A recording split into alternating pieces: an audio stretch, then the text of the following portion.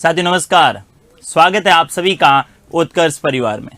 देखिएगा, आज अपन बात करने वाले हैं राज्य विधानमंडल के संबंध में। राज्य विधानमंडल में कितने सदन होते हैं, राज्य विधानमंडल की क्या संरचना रहती है, उसके संदर्भ में बात करेंगे। साथ ही राज्य विधानमंडल में जो द्वितीय सदन रहता है उसकी क्या भूमिका रहती है, विधान परिषद की क्या भूमिका रहती है, विधान परिषद का क्या औचित्य है, विधान परिषद कई राज्यों में है कई राज्यों में नहीं है, तो विधान परिषद के सृजन एवं इसकी समाप्ति की क्या प्रक्रिया है, इसको लेकर कई बार एग्जाम में प्रश्न पूछे जाते हैं। तो इनके संबंध में बात करेंगे। राज्य विधानमंडल, राज्य विधानमंडल, सबसे पहले तो राज्य विधानमंडल का प्रावधान भारतीय संविधान के कौन से आर्टिकल में है, तो आप आर्टिकल ध्यान में रखेंगे, आर्टिकल 168। अनुच्छेद 168 में प्रावधान किया गया है कि जिस प्रकार केंद्र में आपने देखा होगा कानून निर्माण के लिए एक विधायी प्रक्रिया के लिए एक संसद जो है, उसी प्रकार प्रत्येक राज्य में क्या रहेगी, एक राज्य विधानमंडल। तो क्या ध्यान में रखेंगे, आर्टिकल 168 में प्रावधान किया गया है कि प्रत्येक राज्य में एक राज्य विधानमंडल होगा, प्रत्येक राज्य में एक राज्य विधानमंडल होगा, राज्य विधानमंडल होगा जिसके तीन अंग एवं दो सदन होंगे, जिसके तीन अंग एवं कितने सदन होंगे, दो सदन होंगे। देखिए, सबसे पहले तीन अंग कौन कौन से हैं, तो यहां पर आपको ध्यान में रखना है। एक तो है राज्यपाल, कौन होगा, राज्यपाल। दूसरा आप ध्यान में रख सकते हैं विधानसभा, कौन सी सभा, विधानसभा। और तीसरा आप ध्यान में रख सकते हैं विधान परिषद, कौन सा परिषद, विधान परिषद। और अगर पूछे सदन कौन कौन से हैं, तो आपको पता ही होगा, दो सदन हैं, एक तो विधानसभा और दूसरा कौन सा, विधान परिषद। तो ये प्रावधान भारतीय संविधान के कौन से भाग में, भाग का पूछे तो आप भाग भी ध्यान में रख सकते हैं। भारतीय संविधान के भाग 6, भारतीय संविधान के कौन से भाग, भाग 6 के आर्टिकल 168 में राज्य विधानमंडल का प्रावधान किया गया है। और राज्य विधानमंडल में कुल कितने अंग होंगे, 3 अंग होते हैं राज्य विधानमंडल के, जिसमें राज्यपाल भी क्या होता है, शामिल होता है। आपको ध्यान में रखना है कि जिस प्रकार संसद के भी 3 अंग होते हैं, राष्ट्रपति, लोकसभा और राज्यसभा, उसी प्रकार राज्य विधानमंडल के भी 3 अंग होते हैं। कौन कौन से, राज्यपाल, विधानसभा और विधान परिषद। जबकि 2 सदन होते हैं, एक तो विधानसभा और दूसरा कौन सा, विधान परिषद। ये सारे प्रावधान कौन से आर्टिकल में किए गए हैं, आर्टिकल 168 में। नेक्स्ट आर्टिकल आप ध्यान में रखेंगे, आर्टिकल 169। कौन सा आर्टिकल ध्यान में रखेंगे, आर्टिकल 169। और वर्तमान में बहुत ही महत्वपूर्ण यहां से प्रश्न पूछा जाता है, क्योंकि हाल ही में राजस्थान में भी विधान परिषद के सृजन की मांग की गई और विधान परिषद के सृजन से संबंधित प्रस्ताव पारित किया गया। तो कहीं ना कहीं किसी न किसी राज्य में विधान परिषद के सृजन को लेकर मांग उठती रहती है। जैसे हाल ही में पश्चिम बंगाल में भी मंत्रिमंडलीय प्रस्ताव पारित करके कहा कि पश्चिम बंगाल में भी विधान परिषद का गठन किया जाना चाहिए। तो कैसे होता है विधान परिषद का गठन और समाप्ति, इसकी जो प्रक्रिया है, इसका उल्लेख कौन से आर्टिकल में, 169 में। और यहां से कई बार अपने मेंस में प्रश्न पूछा गया है कि विधान परिषद के सृजन एवं समाप्ति की प्रक्रिया को स्पष्ट कीजिए, आप प्रक्रिया को लिखिए। तो इसमें कौन सा सबसे पहले आर्टिकल ध्यान में होना चाहिए कि कौन से आर्टिकल में विधान परिषद के सृजन एवं इसकी समाप्ति की प्रक्रिया का उल्लेख किया गया है, तो कौन सा आर्टिकल, 169। क्या ध्यान में रखेंगे, विधान परिषद के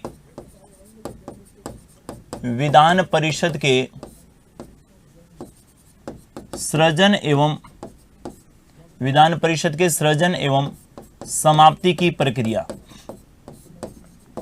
विधान परिषद के सृजन एवं समाप्ति की प्रक्रिया भारतीय संविधान के कौन से आर्टिकल में उल्लेखित की गई हैं, आर्टिकल 169। भाई आपको पता है कि विधान परिषद एक ऐसी सदन है, कई राज्यों में है और कई में नहीं है।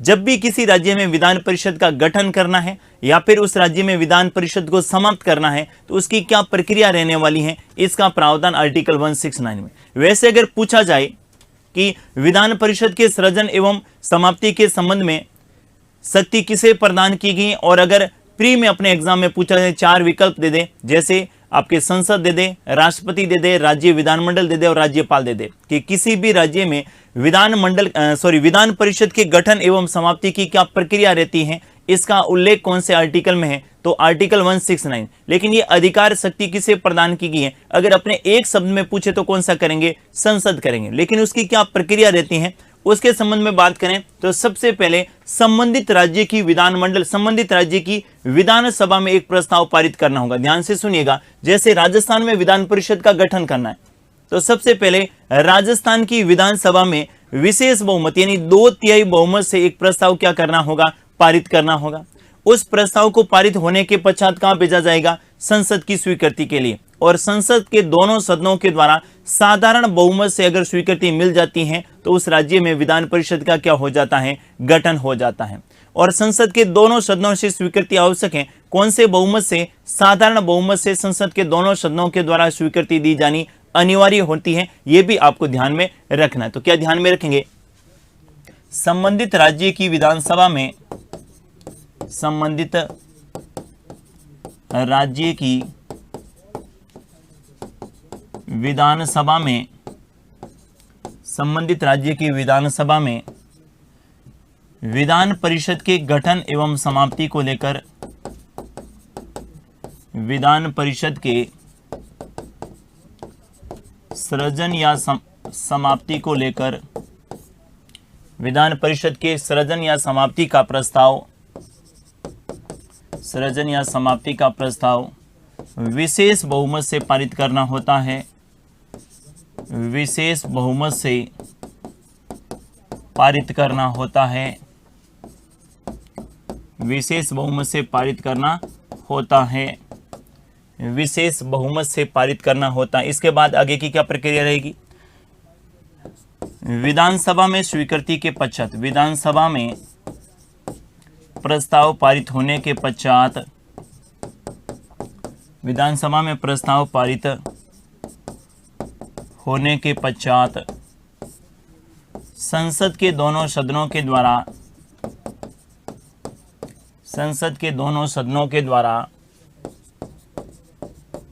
संसद के दोनों सदनों के द्वारा साधारण बहुमत से, संसद के दोनों सदनों के द्वारा साधारण बहुमत से इस प्रस्ताव को पारित करना होता है। इस प्रस्ताव को पारित करना होता है। इस प्रस्ताव को पारित करना होता है। तो क्या प्रक्रिया रहेगी? सबसे पहले संबंधित राज्य की विधानसभा में एक प्रस्ताव लाया जाएगा और उसे कौन से बहुमत से? 2/3 बहुमत से पारित करना होगा। कौन से बहुमत से? विशेष बहुमत से पारित करना होगा। और इसके बाद संसद से कौन से बहुमत से? साधारण बहुमत से स्वीकृति मिलते ही उस राज्य में विधान परिषद का क्या हो जाएगा? गठन हो जाएगा। कई बार प्रश्न ये भी पूछा जाता है कि क्या किसी भी राज्य में विधान परिषद के गठन को लेकर जो प्रस्ताव पारित किया गया है क्या इसको संविधान संशोधन माना जाएगा या नहीं माना जाएगा? तो इसमें आप क्या ध्यान में रखेंगे कि जब भी किसी राज्य में विधान परिषद का गठन होता है या फिर विधान परिषद की समाप्ति होती है तो इसको संविधान संशोधन नहीं माना जाएगा, क्योंकि संविधान संशोधन विशेष बहुमत के द्वारा होता है और ये कौन से बहुमत के द्वारा? साधारण बहुमत के द्वारा होता है। तो क्या ध्यान में रखेंगे? विधान परिषद के गठन एवं समाप्ति, विधान परिषद के गठन एवं समाप्ति, विधान परिषद के गठन एवं समाप्ति की प्रक्रिया को संविधान संशोधन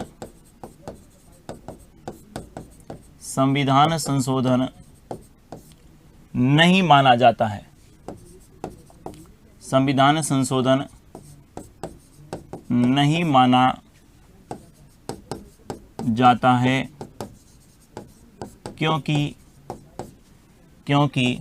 संविधान संशोधन विशेष बहुमत के द्वारा होता है। संविधान संशोधन विशेष बहुमत के द्वारा होता है, जबकि विधान परिषद के सृजन एवं समाप्ति, विधान परिषद के सृजन एवं समाप्ति साधारण बहुमत के द्वारा संपन्न होती है। साधारण बहुमत के द्वारा संपन्न होती हैं। साधारण बहुमत के द्वारा संपन्न होती हैं, क्योंकि संसद में कौन से बहुमत? साधारण बहुमत। जबकि संविधान में जो संशोधन किया जाता है उसमें संसद के द्वारा कौन से बहुमत की आवश्यकता रहती है? विशेष बहुमत की आवश्यकता रहती है। इसीलिए उसको संविधान संशोधन नहीं माना जाएगा। जब भी किसी राज्य में विधान परिषद का गठन होगा, जब भी किसी राज्य में विधान परिषद की समाप्ति होगी, तो उसे संविधान संशोधन नहीं माना जाएगा। क्यों नहीं माना जाएगा? कारण आपको पता होना चाहिए। और कारण क्या है? क्योंकि संविधान संशोधन विशेष बहुमत के द्वारा होते हैं, जबकि ये जो विधान परिषद का सृजन एवं इसकी समाप्ति की बात है, ये कौन से बहुमत के द्वारा संपन्न हो रही है? साधारण बहुमत के द्वारा हो रही है। इस बात को आपको ध्यान में रखना है। क्लियर है? नेक्स्ट अपन बात करें, अगला आर्टिकल आपको ध्यान में रखना है, आर्टिकल 171। आर्टिकल 171 में किसका प्रावधान किया गया है? विधान परिषद की संरचना। कौन सा आर्टिकल ध्यान में रखेंगे? अनुच्छेद 171 में विधान परिषद की संरचना के संबंध में प्रावधान किया गया है। सबसे पहले आपको ध्यान में रखना है कि विधान परिषद जो है ये ऐच्छिक सदन है। विधान परिषद कैसा सदन है? ऐच्छिक सदन है, अनिवार्य नहीं है। कैसा सदन है? ऐच्छिक सदन है। दूसरा, विधान परिषद कैसा सदन है? स्थायी सदन है। स्थायी का मतलब है कि विधान परिषद का कोई कार्यकाल नहीं होता है। विधान परिषद के सदस्यों का कार्यकाल कितना होता है? 6 वर्ष होता है, जैसे राज्यसभा के समान। और प्रति 2 वर्ष के पश्चात 1/3 सदस्य सेवानिवृत्त होते हैं एवं इनके स्थान पर नए सदस्य क्या होते हैं? निर्वाचित होते हैं। तो क्या ध्यान में रखेंगे? ऐच्छिक सदन है, स्थायी सदन है। दूसरा, विधान परिषद को अपन क्या बोलते हैं? उच्च सदन के नाम से भी जानते हैं। कौन सा सदन? उच्च सदन के भी नाम से जानते हैं, जैसे राज्यसभा। तो जो राज्यसभा के उपनाम हैं वो किसके माने जाते हैं? ये विधान परिषद के उपनाम को भी ध्यान में रख सकते हैं। जैसे उच्च सदन कहते हैं, इसे जो है स्थायी सदन कहते हैं। और ये वाला थोड़ा सा ध्यान में रखना है, इसे कौन सा सदन कहते हैं? ऐच्छिक सदन के नाम से भी जाना जाता है। और इसकी संरचना का जो उल्लेख किया गया है ये कौन से आर्टिकल में है? 171 में। क्या ध्यान में रखेंगे? आर्टिकल 171 में प्रावधान किया गया है कि अगर किसी भी राज्य में विधान परिषद है तो उसकी सदस्यों की संख्या कितनी होगी, यह सबसे महत्वपूर्ण है। तो क्या ध्यान में रखेंगे? अगर किसी राज्य में विधान परिषद का गठन किया गया है,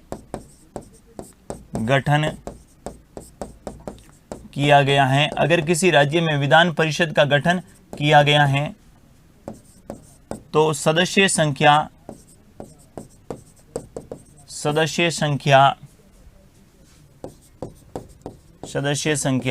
विधानसभा के कुल सदस्य संख्या की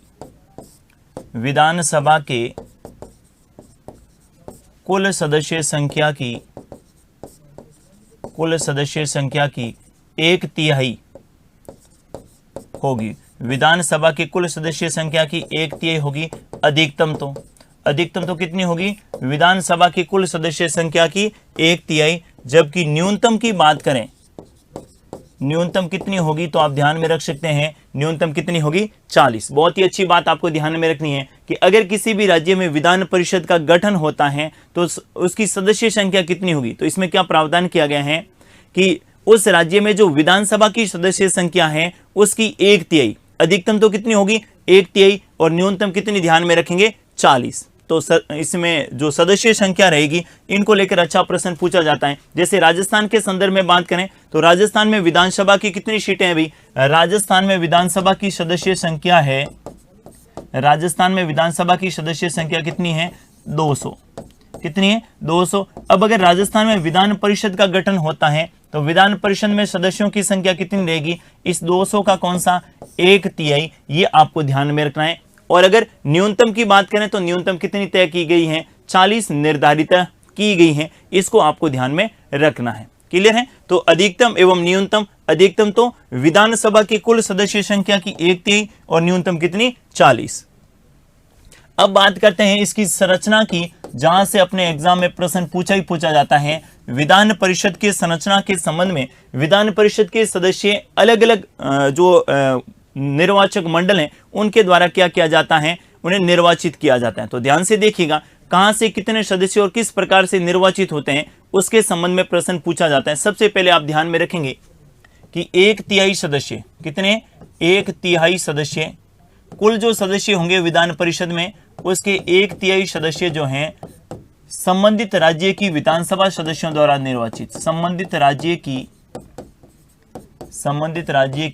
विधानसभा सदस्यों द्वारा निर्वाचित, संबंधित राज्य की विधानसभा सदस्यों द्वारा निर्वाचित, संबंधित राज्य की विधानसभा सदस्यों द्वारा क्या किया जाएगा, निर्वाचित किया जाएगा। जैसे राजस्थान में जितने भी विधान परिषद में मेंबर होंगे उसके 1/3 राजस्थान विधानसभा के जो मेंबर हैं इनके जो रहेंगे सदस्य इनके द्वारा निर्वाचित किए जाएंगे। इनके बाद नेक्स्ट आप ध्यान में रखेंगे 1/3 सदस्य, 1/3 किनके द्वारा, पंचायती राज नगरीय निकाय, पंचायती राज नगरीय निकाय एवं सहकारी संस्थाओं के सदस्यों द्वारा निर्वाचित, सहकारी संस्थाओं के सदस्यों द्वारा निर्वाचित, सहकारी संस्थाओं के सदस्यों द्वारा क्या किया जाएगा, निर्वाचित, सहकारी संस्थाओं के सदस्यों द्वारा निर्वाचित किया जाएगा। कितना, 1/3। इसके बाद नेक्स्ट आप ध्यान में रखेंगे 1/6 सदस्य, 1/6 सदस्य राज्यपाल के द्वारा क्या किया जाएंगे, मनोनीत, राज्यपाल द्वारा मनोनीत। और राज्यपाल किन क्षेत्र से मनोनीत करेगा ये आप ध्यान में रखेंगे। कौन कौन सा क्षेत्र ध्यान में रखेंगे, एक तो साहित्य, दूसरा विज्ञान, तीसरा कला, चौथा समाज सेवा और पांचवा ध्यान में रखेंगे सहकारिता। कुल कितने क्षेत्र इसमें ध्यान में रखने आपको, 5 क्षेत्र। कौन कौन से, साहित्य, विज्ञान, कला, समाज सेवा और सहकारिता। जबकि राष्ट्रपति के द्वारा राज्यसभा में जो 12 सदस्यों को मनोनीत किया जाता है उसमें 4 ही क्षेत्र थे, साहित्य, विज्ञान, कला और समाज सेवा। यहाँ पर सहकारिता आपको अलग से ध्यान में रखना है। राज्यपाल के द्वारा विधान परिषद में कितने सदस्यों को मनोनीत किया जाता है, तो राज्यपाल के द्वारा विधान परिषद में 1/6 सदस्यों को मनोनीत किया जाता है। कौन कौन से क्षेत्र से, तो साहित्य, विज्ञान, कला, समाज सेवा और कौन सा, सहकारिता।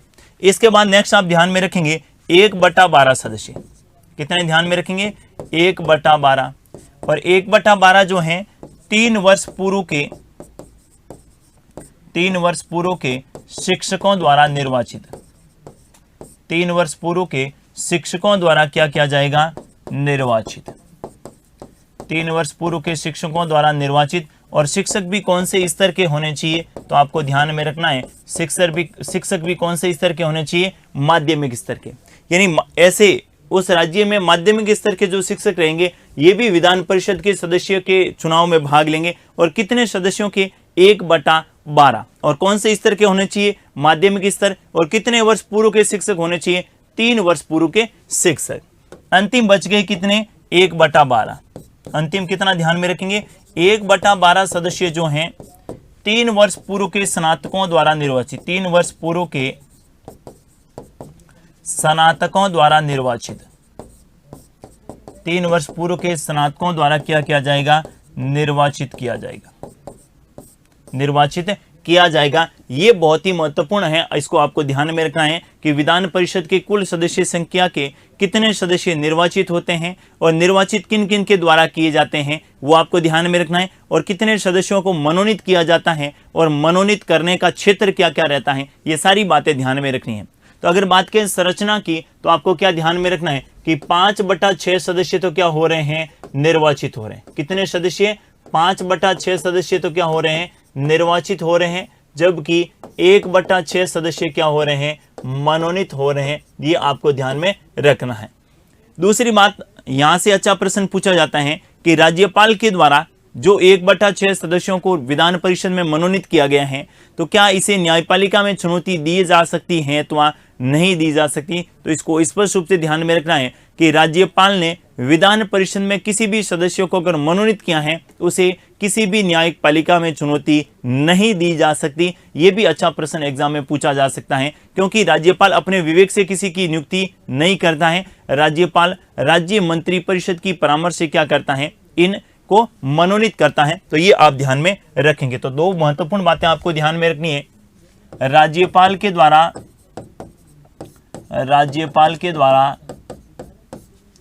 विधान परिषद में मनोनीत किए गए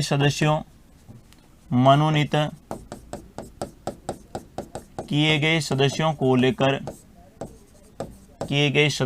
लेकर न्यायपालिका में चुनौती नहीं दी जा सकती। न्यायपालिका में चुनौती नहीं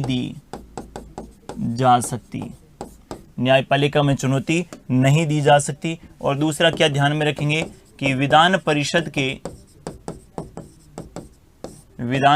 में 5/6 सदस्य निर्वाचित होते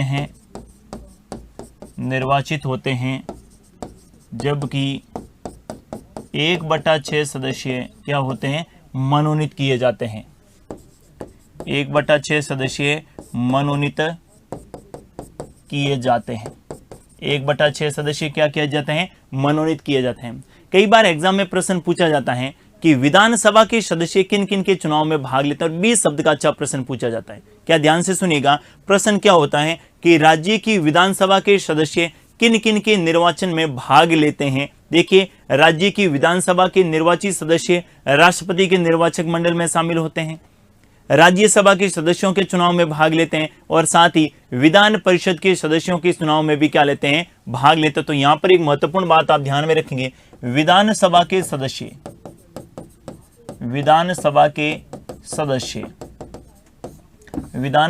सदस्य जो हैं, एक तो किनके, निर्वाचित सदस्य राष्ट्रपति एवं राज्यसभा के चुनाव में भाग लेते हैं। राष्ट्रपति एवं राज्यसभा सदस्यों के चुनाव में भाग लेते हैं। राष्ट्रपति एवं राज्यसभा सदस्यों के चुनाव में भाग लेते हैं। और तीसरा क्या ध्यान में रखेंगे, विधान परिषद के 1/3 सदस्यों को, विधान परिषद के 1/3 सदस्यों को क्या किया जाता है, निर्वाचित किया जाता है। विधान परिषद के 1/3 सदस्यों को विधानसभा सदस्यों द्वारा निर्वाचित किया जाता है। विधानसभा सदस्यों द्वारा निर्वाचित किया जाता है। विधानसभा सदस्यों द्वारा निर्वाचित किया जाता है। क्लियर है? तो ये भी अच्छा प्रश्न हो सकता है कि विधानसभा के सदस्य किन किन के चुनाव में भाग लेते हैं। तो आपको पता होगा, जब हमने राष्ट्रपति टॉपिक पढ़ा था तो राष्ट्रपति के निर्वाचक मंडल में विधानसभा के सदस्य भाग लेते हैं।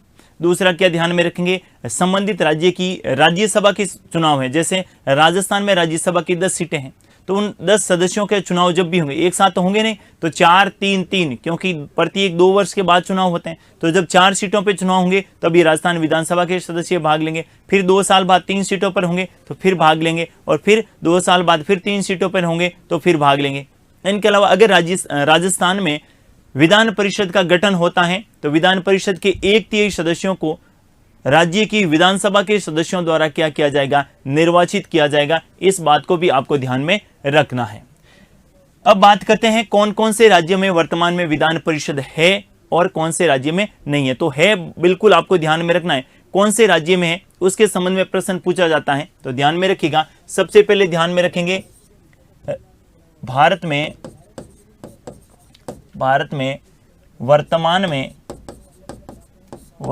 में निम्नलिखित राज्यों में विधान परिषद है।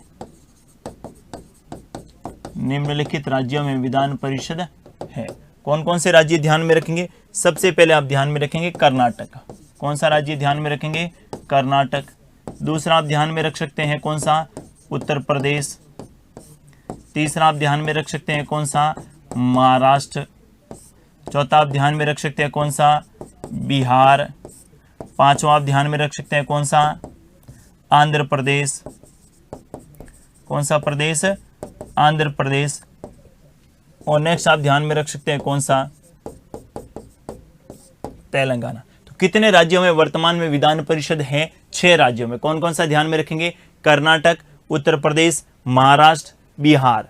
कर्नाटक, उत्तर प्रदेश, महाराष्ट्र, बिहार, आंध्र प्रदेश और तेलंगाना। सबसे नवीनतम पूछे, सबसे नवीनतम विधान परिषद पूछे, सबसे नवीनतम विधान परिषद पूछे तो कौन सा करेंगे, तेलंगाना। आंध्र प्रदेश में विधान परिषद के समाप्ति की बात चल रही है तो कौन सा ध्यान में रखेंगे, विधान परिषद के समाप्ति की मांग। विधान परिषद के समाप्ति की मांग, विधान परिषद के समाप्ति की मांग जो है ये कहां पर की गई है, आंध्र प्रदेश राज्य में। पहले जम्मू कश्मीर में भी विधान परिषद थी, लेकिन जैसे ही जम्मू कश्मीर को क्या बनाया गया, संघ शासित प्रदेश बनाया गया, तो जम्मू कश्मीर में विधान परिषद का समाप्ति हो गई। लेकिन विधानसभा के गठन को लेकर वहां की जब केंद्र शासित प्रदेश बनाए गए थे तब कहा गया था लद्दाख में विधानसभा नहीं होगी, जबकि जम्मू कश्मीर में विधानसभा के गठन का प्रावधान किया गया था। अभी तक हुआ नहीं है, लेकिन विधान परिषद का गठन केंद्र शासित प्रदेशों में नहीं किया जाता है, इस बात को भी आपको ध्यान में रखना है। तो क्या ध्यान में रखेंगे, पहले जम्मू कश्मीर में, पहले जम्मू कश्मीर में विधान परिषद थी, विधान परिषद थी, लेकिन विधान परिषद थी, लेकिन जम्मू कश्मीर को संघ शासित प्रदेश बनाने, जम्मू कश्मीर को संघ शासित प्रदेश बनाने के बाद वह समाप्त हो गई, वह समाप्त हो गई। तो वर्तमान में जम्मू कश्मीर और किसी भी संघ शासित प्रदेश में विधान परिषद नहीं है। वर्तमान में इन 6 राज्यों में विधान परिषद है। 2 ऐसे राज्य जहां पर विधान परिषद के गठन की मांग की गई है, वो दोनों राज्य आप ध्यान में रख सकते हैं। कौन कौन सा ध्यान में रखेंगे, देखिएगा, राजस्थान और पश्चिम बंगाल। क्या ध्यान में रखेंगे, राजस्थान और पश्चिम बंगाल में, राजस्थान और पश्चिम बंगाल में, राजस्थान और पश्चिम बंगाल में विधान परिषद के गठन की, विधान परिषद के गठन की मांग की जा रही है। विधान परिषद के गठन को लेकर, विधान परिषद के गठन को लेकर मंत्रिमंडलीय प्रस्ताव, मंत्रिमंडलीय प्रस्ताव को स्वीकृति प्रदान कर दी गई है, स्वीकृति प्रदान कर दी गई है, लेकिन अभी तक संसद की स्वीकृति नहीं मिली है, लेकिन अभी तक संसद की स्वीकृति, लेकिन अभी तक संसद की स्वीकृति नहीं मिली है, लेकिन अभी तक संसद की स्वीकृति नहीं मिली है, क्योंकि संसद के दोनों सदनों के द्वारा इस प्रस्ताव को साधारण बहुमत से पारित किया जाना अनिवार्य है। तो अभी तक स्वीकृति नहीं मिली है, लेकिन दोनों राज्यों में, कौन कौन से, राजस्थान और पश्चिम बंगाल दोनों राज्यों में विधान परिषद के गठन को लेकर वहां की राज्य की जो मंत्री परिषद थी, मंत्रिमंडलीय प्रस्ताव को क्या कर दिया गया, पारित कर दिया गया। राजस्थान और पश्चिम बंगाल, देखिए पश्चिम बंगाल में क्यों किया गया, इसके पीछे बहुत बड़ा कारण है। पश्चिम बंगाल में आपने देखा होगा विधानसभा के चुनाव में ममता बनर्जी चुनाव हार गई, और लेकिन फिर भी वो मुख्यमंत्री हैं, क्योंकि 6 माह तक बिना विधानमंडल के सदस्य वहां मुख्यमंत्री पद पर रह सकते हैं। लेकिन अभी 6 माह होने वाले हैं, लेकिन कोरोना के कारण जो है वहां पर विधानसभा के चुनाव को लेकर अभी किसी प्रकार की कोई हलचल नहीं है, और हो सकता है निर्वाचन आयोग जो है वहां पर वर्तमान परिस्थितियों में चुनाव नहीं करवाए। ऐसी स्थिति में ममता बनर्जी को मुख्यमंत्री पद से क्या देना पड़ेगा, त्याग पत्र देना पड़ेगा। तो वहां की जो सरकार है उन्होंने मंत्रिमंडलीय प्रस्ताव को पारित किया, और पारित करने के बाद संसद के पास भेजा और कहा कि हमारे यहाँ विधान परिषद का गठन कर दिया जाए। और जैसे ही विधान परिषद का गठन होगा तो ममता बनर्जी विधान परिषद से क्या हो जाएगी, सदस्य बन जाएगी और मुख्यमंत्री पद पर बनी रहेगी। तो इस बात को आपको ध्यान में रखना है कि विधान परिषद का गठन के संबंध में अंतिम शक्ति किसको प्रदान की गई है? संसद को। जब तक संसद की स्वीकृति नहीं मिलती है तब तक किसी भी राज्य में विधान परिषद का गठन किया जाना संभव नहीं है। भले ही राज्य की विधानसभा 2/3 या फिर 3/4 बहुमत से भी प्रस्ताव पारित कर दे, कोई फर्क नहीं पड़ेगा। जब तक संसद उस विधेयक को, उस प्रस्ताव को साधारण बहुमत के द्वारा पारित नहीं करेगी, तब तक उस राज्य में विधान परिषद का गठन नहीं किया जा सकता। इस बात को आपको ध्यान में रखना है।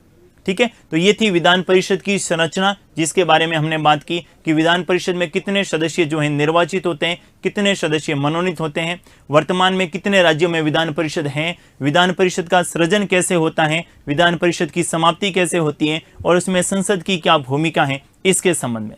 अब बात करते हैं विधान परिषद का सदस्य बनने के लिए क्या योग्यता चाहिए और विधान परिषद के सभापति और उपसभापति का क्या कार्य रहता है, इनके संबंध में। देखिएगा, विधान परिषद के संबंध में बात करें तो विधान परिषद का सदस्य बनने हेतु योग्यता, सदस्य बनने हेतु योग्यता, विधान परिषद का सदस्य बनने हेतु योग्यता के संबंध में आपको क्या ध्यान में रखना है? सबसे पहले भारत का क्या होना चाहिए? नागरिक। भारत का क्या होना चाहिए? नागरिक। मूल रूप से भारतीय होना जरूरी नहीं है, मूल रूप से भारतीय होना जरूरी नहीं है, जन्मजात भारतीय होना जरूरी नहीं है। ऐसा व्यक्ति जिसके पास भारत की नागरिकता है वो राज्य की विधान परिषद का चुनाव लड़ सकता है। दूसरा, अगर उम्र के संबंध में बात करें तो आपको ध्यान में रखना है न्यूनतम आयु, न्यूनतम आयु कितनी ध्यान में रखेंगे? 30 वर्ष।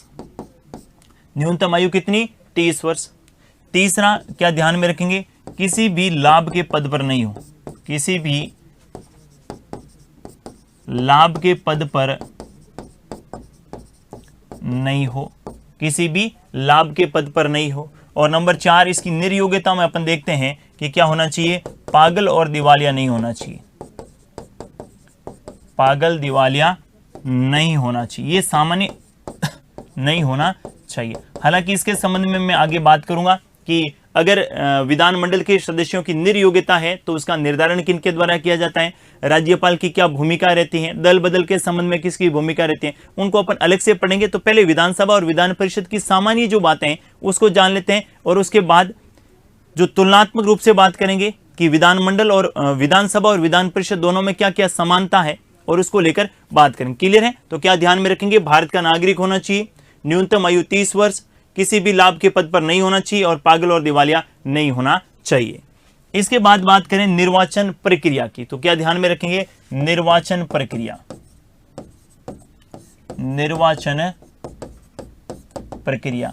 और निर्वाचन प्रक्रिया में क्या ध्यान में रखेंगे? निर्वाचन प्रक्रिया में आपको ध्यान में रखना है कि सबसे पहले जो है एकल संक्रमणीय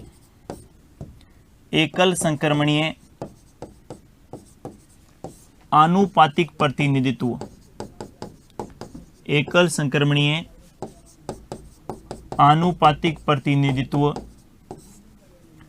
गुप्त मतदान प्रणाली, एकल संक्रमणीय आनुपातिक प्रतिनिधित्व कौन सी? गुप्त मतदान प्रणाली। सबसे पहले इस एकल संक्रमणीय आनुपातिक प्रतिनिधित्व का क्या तात्पर्य हुआ? एकल संक्रमणीय आनुपातिक प्रतिनिधित्व का मतलब होता है कि वरीयता के अनुसार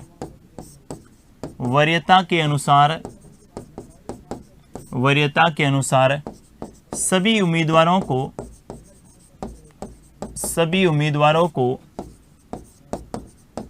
मत देना अनिवार्य, वरीयता के अनुसार सभी उम्मीदवारों को मत देना अनिवार्य। दूसरा क्या ध्यान में रखेंगे? निर्वाचन में विजय होने के लिए, या फिर क्या बात करें कि वरीयता के अनुसार सभी को मत देना अनिवार्य। और दूसरा क्या ध्यान में रखेंगे? निर्धारित कोटा प्राप्त करना अनिवार्य, निर्धारित कोटा प्राप्त करना अनिवार्य, निर्धारित कोटा प्राप्त करना क्या है? अनिवार्य है। ऐसा नहीं है जैसे विधानसभा के चुनाव में हम देखते हैं कि सर्वाधिक मत लाने वाला ही क्या होता है? विजय होता है, फर्स्ट पास्ट द पोस्ट। इसमें ऐसा नहीं है, इसमें क्या रहेगा? निर्धारित कोटा प्राप्त करना अनिवार्य रहेगा। और निर्धारित कोटे का मतलब है 50% प्लस एक वोट जो है उम्मीदवार को प्राप्त करेगा तभी उसे विजय घोषित किया जाएगा। हमने पढ़ा था जब राष्ट्रपति का चुनाव पढ़ा था, उपराष्ट्रपति का चुनाव पढ़ा था, राज्यसभा के चुनाव, उन सब में कौन सी प्रणाली को अपनाया जाता है? इसी एकल संक्रमणीय आनुपातिक मतदान प्रणाली को अपनाया जाता है। लेकिन राज्यसभा के चुनाव में खुली मतदान प्रणाली को अपनाया जाता है। बाकी राष्ट्रपति, उपराष्ट्रपति और विधानसभा के चुनाव में गुप्त मतदान प्रणाली को अपनाया जाता है। पहला मैंने क्या लिखा? वरीयता के अनुसार सभी उम्मीदवारों को मत देना अनिवार्य। इसमें क्या ध्यान में रखेंगे?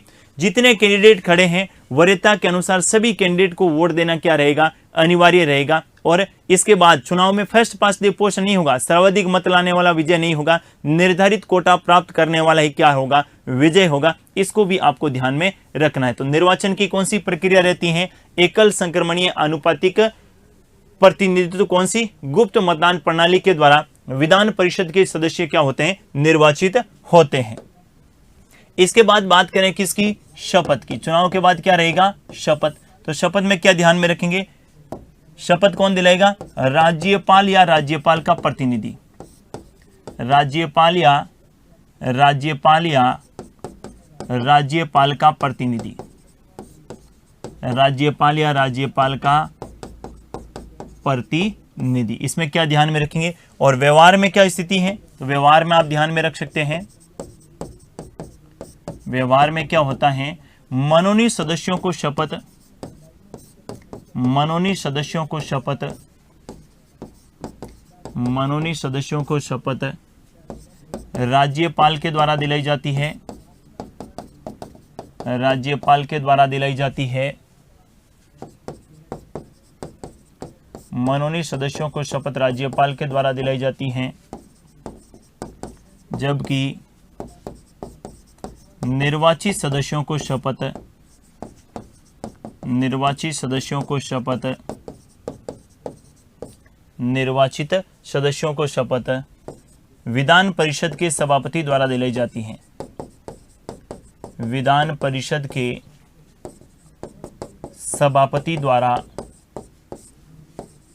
विधान परिषद के सभापति द्वारा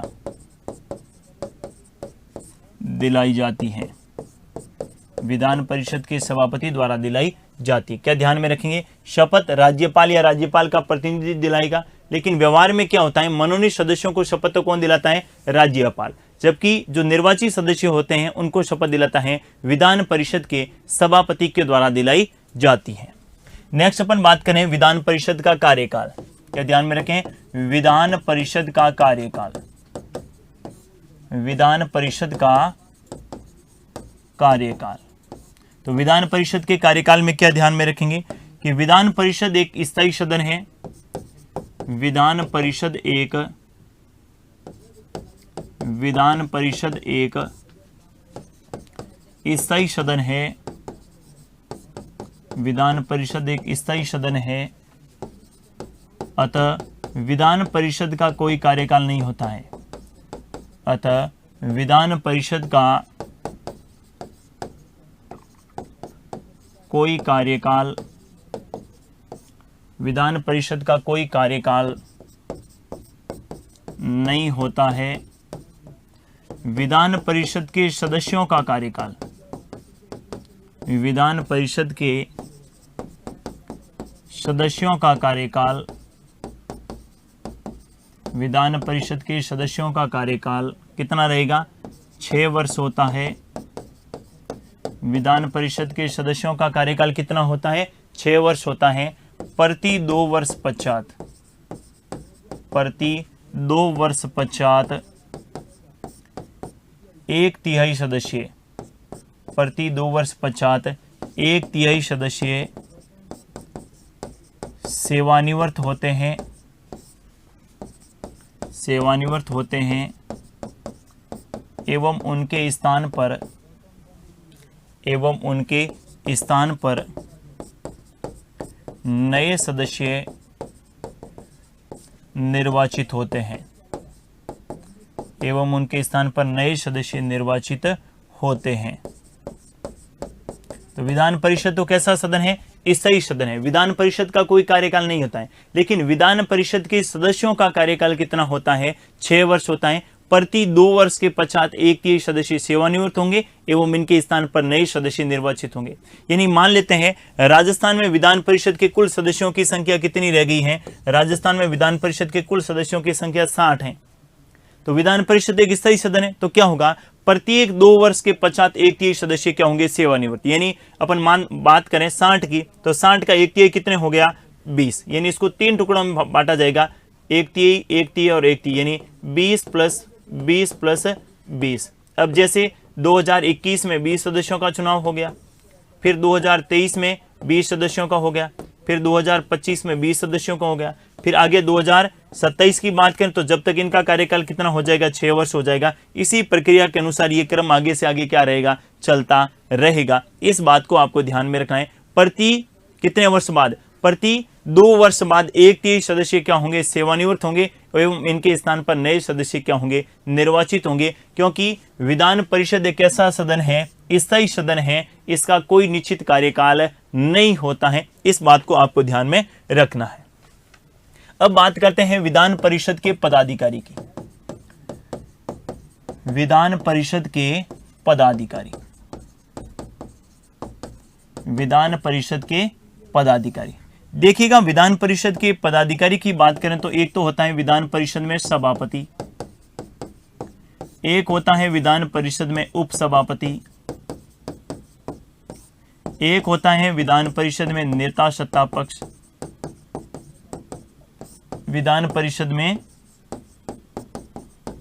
नेता सत्ता पक्ष, और एक होता है विधान परिषद में नेता प्रतिपक्ष। विधान परिषद में नेता प्रतिपक्ष,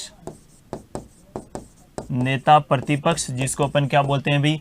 विपक्ष का नेता, विपक्ष का नेता। तो इनके बारे में आपको ध्यान में रखना है कि विधान परिषद में सभापति, उपसभापति, नेता सत्ता पक्ष और विधानसभा में नेता प्रतिपक्ष या विपक्ष का नेता कौन कौन होता है और इनकी क्या भूमिका रहती है, इनके संबंध में बात करेंगे। देखिए, सबसे पहले बात करें विधान परिषद का सभापति।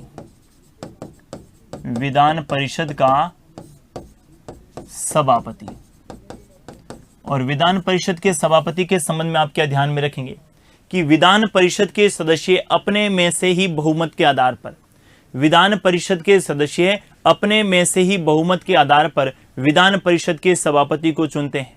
क्या ध्यान में रखेंगे कि विधान परिषद के सदस्य, जैसे ही विधान परिषद का गठन हो गया, जैसे मान ले किसी भी राज्य में विधान परिषद का गठन हुआ, उत्तर प्रदेश में विधान परिषद का गठन हुआ और उसमें 100 मेंबर हैं।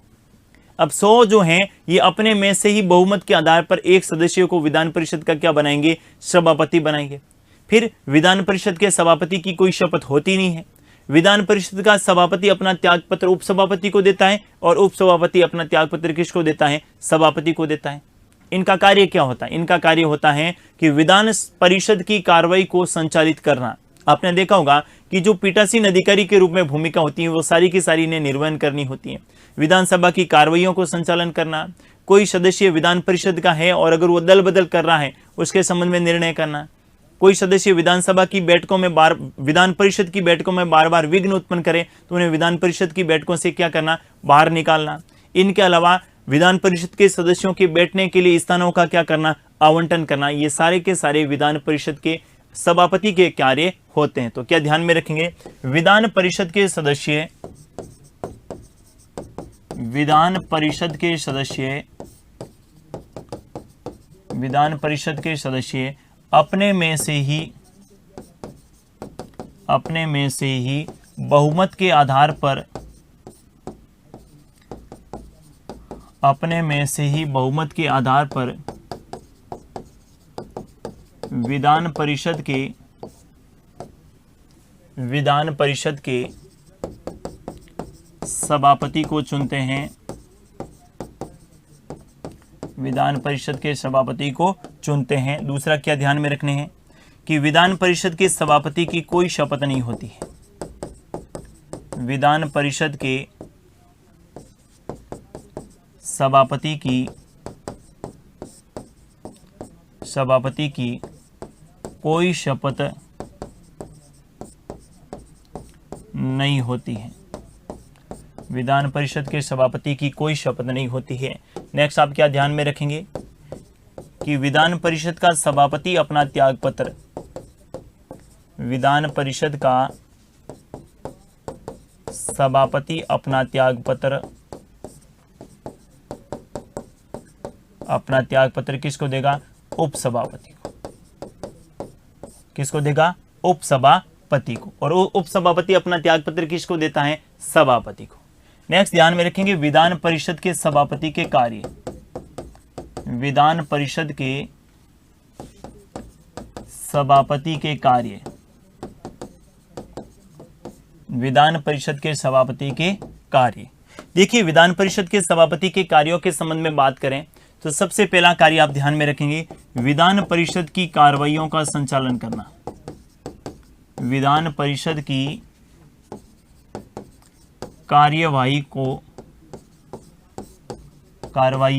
विधान परिषद की कार्रवाइयों का संचालन करना।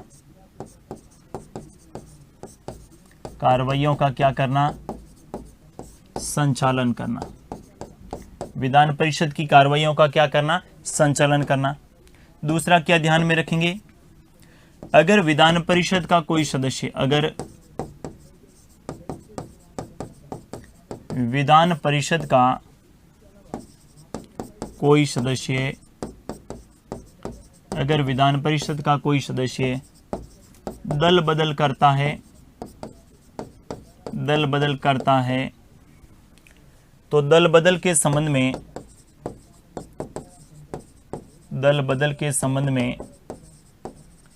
निर्णय करना। दल बदल के संबंध में क्या करना? निर्णय करना। क्योंकि दल बदल के संबंध में निर्णय किनके द्वारा किया जाता है? सभापति, और विधानसभा का मेंबर है तो विधानसभा के अध्यक्ष के द्वारा। तीसरा क्या ध्यान में रखेंगे? तीसरा ध्यान में रखेंगे विधान परिषद के सदस्यों के बैठने हेतु, विधान परिषद के सदस्यों के बैठने हेतु, विधान परिषद के सदस्यों के बैठने हेतु स्थानों का क्या करना? आवंटन करना। स्थानों का आवंटन करना। कौन सा सदस्य कहां बैठेंगे? ऐसा नहीं है कि जैसे वो बना हुआ है जो विधान परिषद की जहां बैठकें होती है, विधान परिषद भवन, वहां पर जहां मर्जी है वहां बैठ गए, ऐसा नहीं है। आपको सीट आवंटित की जाएगी। अगर किसी को दिक्कत है तो वो सीट में विधान परिषद के सभापति के माध्यम से उसमें परिवर्तन करवा सकता है, लेकिन सामान्यतः जो आपको सीट मिली है रोज उसी सीट पर जाकर बैठना होगा। इनके अलावा आपने देखा विधान परिषद की पूरी कार्रवाइयों का संचालन जो है ये सभापति के द्वारा किया जाता है। कौन सा सदस्य कब बोलेगा, कौन सा सदस्य किस प्रकार का प्रश्न पूछेगा, अगर कोई मंत्री को पूछना तो मंत्री को इसके संबंध में सूचना देना, मंत्री उस प्रश्न का उत्तर किस आधार पर देंगे, ये सारे के सारे जो प्रक्रिया हैं वो विधान परिषद में आपको ध्यान में रखनी है, क्योंकि सारे कार्य विधान परिषद के सभापति के द्वारा किए जाते हैं। क्लियर है? अगर कोई ऐसा सदस्य है विधान परिषद का जो विधान परिषद की बैठकों में बार बार विघ्न उत्पन्न करे, बाधा उत्पन्न करे और विधान परिषद के सभापति की बात को नहीं माने, तो ऐसे सदस्यों को विधान परिषद की बैठकों से क्या निकालना? बाहर। आपने देखा होगा विधान परिषद के किसी सदस्य को 1 माह के लिए, 1 सत्र के लिए, 1 वर्ष के लिए, 2 वर्ष के लिए विधानसभा की बैठकों से बाहर उनको निकाल दिया जाता है। ये भी कार्य किनके द्वारा किया जाता है? विधान परिषद के सभापति के द्वारा किया जाता है। विधान परिषद के सभापति, उपसभापति, विधानसभा के अध्यक्ष और उपाध्यक्ष की कोई शपथ नहीं होती है और इनका त्यागपत्र जो है ये विधान परिषद के उपसभापति को देते हैं। उपसभापति किनको देते हैं? सभापति को देते हैं। अब कब कब ऐसी स्थितियां बनती है जब विधान परिषद का सभापति विधान परिषद का सभापति जो है वो पद से हटेगा? तो एक तो आपको ध्यान में रखना है कि वो त्यागपत्र दे सकता है। दूसरा ध्यान में ये रखना है कि उनकी मृत्यु हो जाए तो पद रिक्त हो जाएगा। तीसरा, जब वो विधान परिषद का सदस्य नहीं रहे तो सभापति के पद पर भी नहीं रहेगा। चौथा क्या ध्यान में रखना है कि विधान परिषद के सदस्य उनको हटाने के लिए एक प्रस्ताव लाए और वो प्रस्ताव अगर बहुमत के आधार पर पारित हो जाए तो विधान परिषद के सभापति को क्या देना पड़ेगा? त्यागपत्र देना पड़ेगा। तो जिस प्रकार उन्हें बनाया गया है उसी प्रकार विधान परिषद के सदस्य उसे हटाने के लिए भी प्रस्ताव ला सकते हैं और हटाने का प्रस्ताव अगर विधान परिषद में पारित हो जाता है तो उन्हें क्या देना पड़ेगा? त्यागपत्र देना पड़ेगा। इस बात को भी आप ध्यान में रख सकते हैं। क्लियर है? इसके बाद दूसरा जो रहेगा वो रहेगा विधान परिषद का उपसभापति। विधान परिषद का उपसभापति, विधान परिषद का कौन सा? उपसभापति। देखिए विधान परिषद के उपसभापति की बात करें तो इसमें ध्यान में रखेंगे कि विधान परिषद के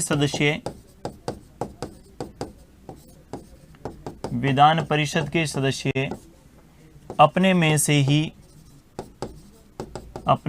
ही बहुमत के आधार पर उपसभापति को चुनते हैं। जैसे सभापति को चुना था, उपसभापति को चुनते हैं।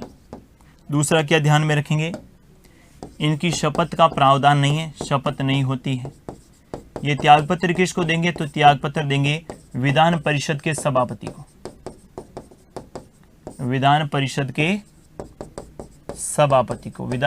के सभापति, उपसभापति को और उपसभापति सभापति को। इनका कार्य क्या होगा, इनके कार्य में आप ध्यान में रखेंगे कि सभापति की अनुपस्थिति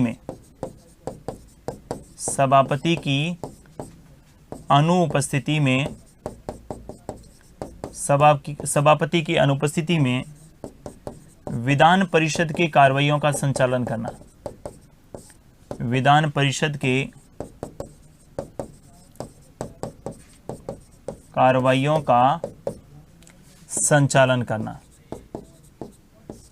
विधान परिषद के कार्रवाइयों का क्या करना, संचालन करना। कौन करेगा, उपसभापति। अगर विधान परिषद का सभापति है तो सभापति करेगा, लेकिन अगर सभापति नहीं है तो किनके द्वारा किया जाएगा, उपसभापति के द्वारा किया जाएगा। नेक्स्ट जो तीसरा पदाधिकारी है वो है विधान परिषद में नेता सत्ता पक्ष।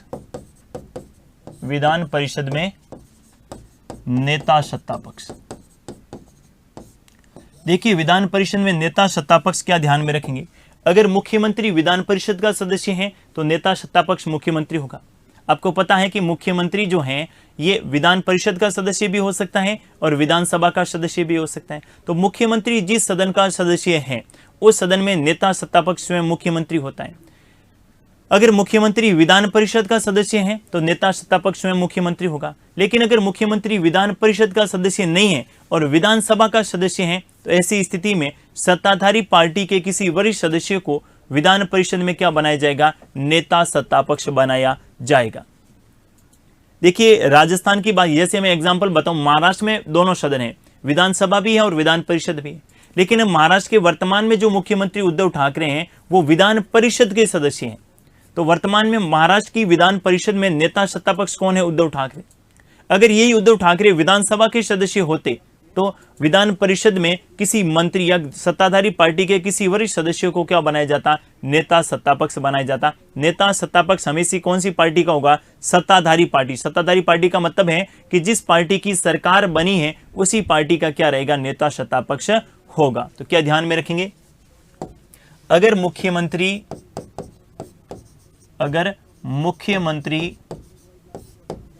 विधान परिषद का सदस्य है, अगर मुख्यमंत्री विधान परिषद का सदस्य है तो मुख्यमंत्री ही नेता सत्ता पक्ष होगा, मुख्यमंत्री ही नेता सत्ता पक्ष होगा। लेकिन अगर मुख्यमंत्री विधानसभा का सदस्य है, लेकिन अगर मुख्यमंत्री विधानसभा का सदस्य है तो सत्ताधारी पार्टी के विधान परिषद के किसी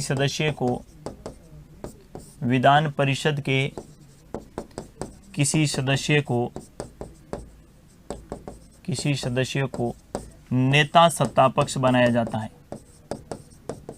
नेता सत्ता पक्ष बनाया जाता है। इस बात को आपको ध्यान में रखना है। कौन हो गया, विधान परिषद में नेता सत्ता पक्ष। अगर मुख्यमंत्री स्वयं विधान परिषद का सदस्य है तो कौन होगा, मुख्यमंत्री होगा। लेकिन मुख्यमंत्री नहीं, मुख्यमंत्री जो है विधानसभा का सदस्य है तो ऐसी स्थिति में विधान परिषद के किसी वरिष्ठ सदस्य को बनाया जाएगा, लेकिन कौन सी पार्टी का होना चाहिए? जिसकी सरकार है, अर्थात सत्ताधारी पार्टी के किसी वरिष्ठ सदस्य को विधान परिषद में नेता सत्तापक्ष बनाया जाएगा। इसके बाद अंतिम आपका जो रहता है वो है विधान परिषद में विपक्ष का नेता। विधान परिषद में विपक्ष का नेता, विधान परिषद में कैसा नेता? विपक्ष का नेता, या जिसको अपन क्या बोलते हैं? नेता प्रतिपक्ष। विधान परिषद में विपक्ष का नेता, या इसको अपन क्या बोलते हैं? नेता प्रतिपक्ष। इसमें क्या ध्यान में रखेंगे? विधान परिषद में विपक्ष का नेता या नेता प्रतिपक्ष विपक्षी पार्टी का होगा, लेकिन इसके लिए एक शर्त है, और शर्त क्या है कि विधान परिषद के कुल सदस्य संख्या की 1/10 सीटें विपक्षी पार्टी को प्राप्त होना अनिवार्य है, तभी विपक्ष का नेता बनेगा। अगर 1/10 सीटें विपक्षी पार्टी को प्राप्त नहीं हुई हैं तो ऐसी स्थिति में नेता प्रतिपक्ष भी नहीं बनेगा। और नेता प्रतिपक्ष को कौन से मंत्री के समान दर्जा प्राप्त होगा? कैबिनेट मंत्री के समान दर्जा प्राप्त होगा। इस बात को भी आप ध्यान में रख सकते हैं। क्या ध्यान में रखेंगे? विधान परिषद में प्रमुख विपक्षी पार्टी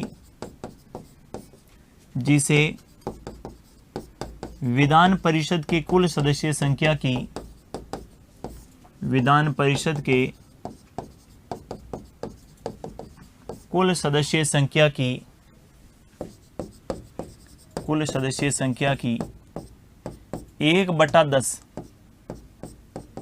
1/10 या फिर क्या कहें इसको 10% सीटें प्राप्त हुई है, 10% सीटें प्राप्त हुई हैं, उस पार्टी के किसी सदस्य को विधान परिषद में नेता प्रतिपक्ष बनाया जा सकता है। नेता प्रतिपक्ष बनाया जा सकता है। तो नेता प्रतिपक्ष बनने के लिए क्या शर्त का होना जरूरी है? आप ध्यान में रखेंगे, नेता प्रतिपक्ष बनने के लिए 10% सीटें प्राप्त करना अनिवार्य है, और 10% सीटें विधान परिषद की कुल सदस्य संख्या की 10% सीटें कौन सी पार्टी को प्राप्त करना अनिवार्य है? विपक्षी पार्टी को प्राप्त करना अनिवार्य है। और जब तक विपक्षी पार्टी 10% सीटें प्राप्त नहीं करेगी तब तक उसका नेता प्रतिपक्ष भी नहीं बनेगा। इस बात को भी आपको ध्यान में रखना है। और दूसरी बात क्या ध्यान में रखेंगे? नेता प्रतिपक्ष को कैबिनेट मंत्री के समान दर्जा प्राप्त होता है। कैबिनेट मंत्री के समान दर्जा प्राप्त होता है। कैबिनेट मंत्री के समान दर्जा प्राप्त होता है, यानी जो सुविधाएं कैबिनेट मंत्री को मिलती है ना, वो किसको मिलेगी? नेता प्रतिपक्ष को मिलेगी। इस बात को आपको ध्यान में रखना है। तो कौन सा हो गया? विधान परिषद में नेता सत्तापक्ष, नेता प्रतिपक्ष, विधान परिषद का सभापति, विधान परिषद का उपसभापति। तो ये थी विधान परिषद की संरचना, जिसके बारे में अपने बात की। और विधान परिषद की कानून निर्माण में क्या भूमिका होती है, इसको अपन तुलनात्मक रूप से पढ़ेंगे जब विधानसभा पढ़ेंगे, क्योंकि विधानसभा और विधान परिषद दोनों के संदर्भ में कानून निर्माण की प्रक्रिया को अगर तुलनात्मक रूप से पढ़ेंगे और समझेंगे तो आपका कंसेप्ट अच्छे ढंग से क्लियर होगा। इस बात को आपको ध्यान में रखना है। तो 3 आर्टिकल आज की इस क्लास में हमने जान लिए। आर्टिकल 168 में विधानमंडल का प्रावधान है, जिसके 3 अंग होते हैं, राज्यपाल, विधानसभा और विधान परिषद, जबकि 2 सदन होते हैं, विधानसभा और विधान परिषद। दूसरा आर्टिकल पढ़ा था 169, जिसमें विधान परिषद के गठन एवं उसकी समाप्ति के बारे में बात की गई है, उसकी क्या प्रक्रिया रहने वाली है।